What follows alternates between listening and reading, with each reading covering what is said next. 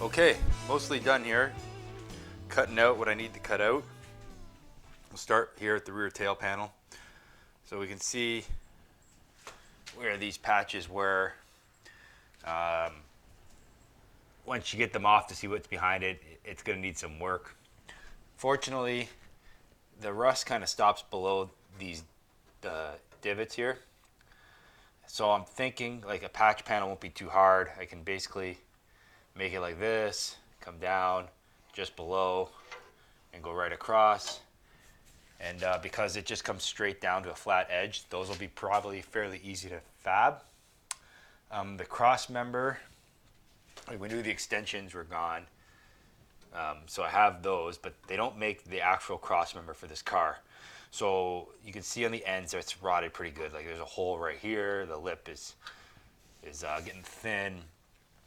So like in the center it's good, but on either end it's gone. So either I'm gonna have to fab the ends, or I would prefer to try to find a more rust-free one.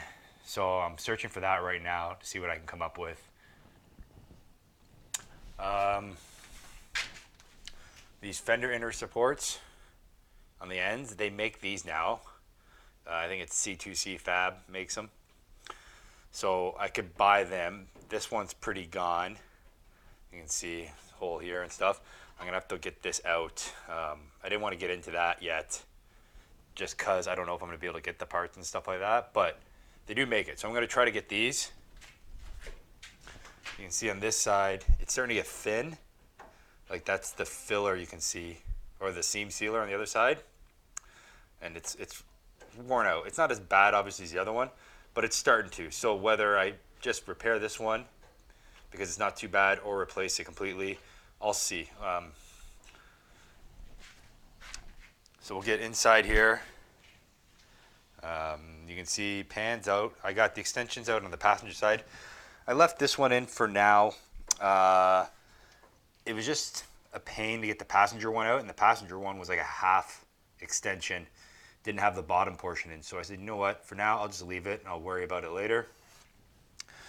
But the frame rails in the rear, while not completely gone, are a little worse than I was thinking. Just because you can see like in here, they've started the rust in between where they butt together. Some of the spots are pretty thin. You can see some bulging. You can feel it. You can't really see it here, but you can see on the sides, down in here.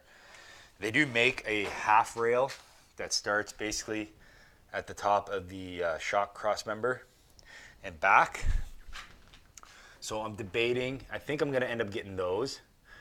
Like it's just when's the next time I'm gonna have the trunk out? And if I don't do it now, in 5 years, am I gonna say, damn it, I wish I replaced those frame rails? So while it's out, this is the time to do it. They also make the spring perches. Now I plan to do the relocation kit, so you don't necessarily need these. And I could probably make something, but it's just more support for the actual trunk pan. So I'll probably end up just buying them for simplicity's sake.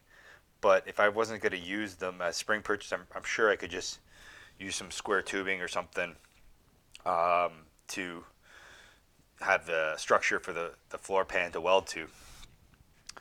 You can see here the rocker I got it out on this side. The bottom of this fender is going to need a patch, or this quarter panel will need a patch. But whatever, when I get to that, I get to that. This panel here, the bottom lip is gone.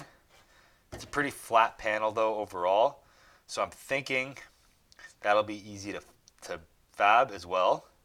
Basically, I'll just have to cut it and make the lip on the bottom. It's the same on both sides for that, the bottom lip. Now wheel wells on the passenger side, you got a little bit more rot than on the driver's side. The inner here on the bottom. Now I got to get in here and blast this, and if the rest of it is okay, I might just patch the inner on this side. And then you can see here on the outer. On the inner, it's starting to go.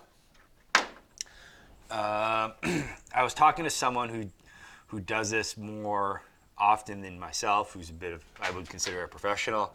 And he was saying you're probably just better off buying new inners instead of trying to repair these, because by the time you spend all the time repairing them, and the fact that I want to do many times, just buy mini tub and stuff. He's like, you're gonna fix all this bottom end here.